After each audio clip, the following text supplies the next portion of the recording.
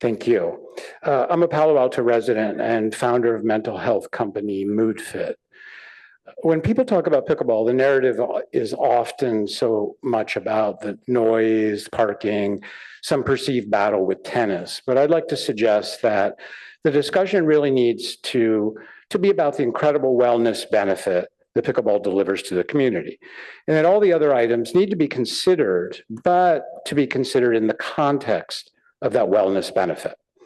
In fact, increasing well-being and community belonging is one of the core stated goals of the Palo Alto City Council.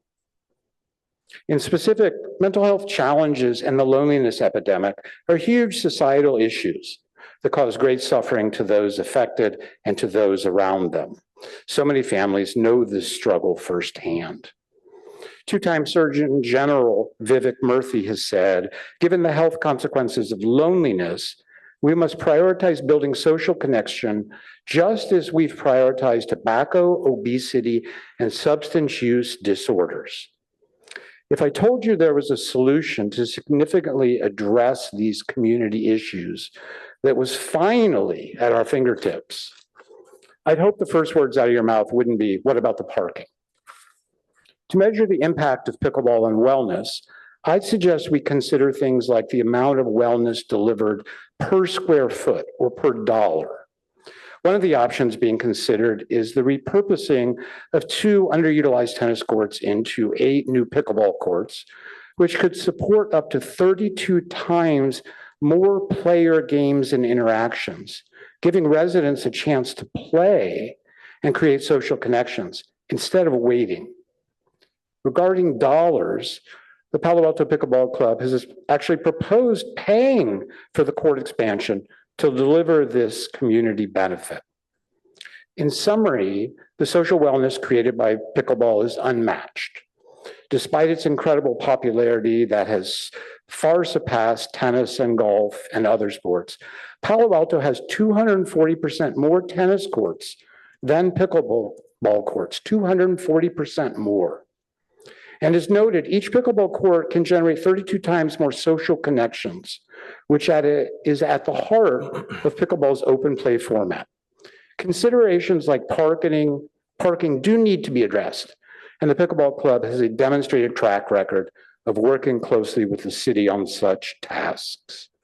But ultimately, I think these details need to be viewed in the context of the much needed good pickleball is bringing to the wellness of the community. Thank you.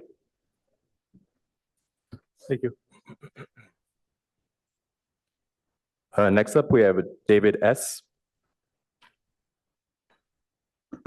Thank you. Hi, my name is David Siegel, and I'm a 35-year resident of Palo Alto, and I'm the president of the Palo Alto Pickleball Club. I have read the pickleball-related comments that you have in your packets.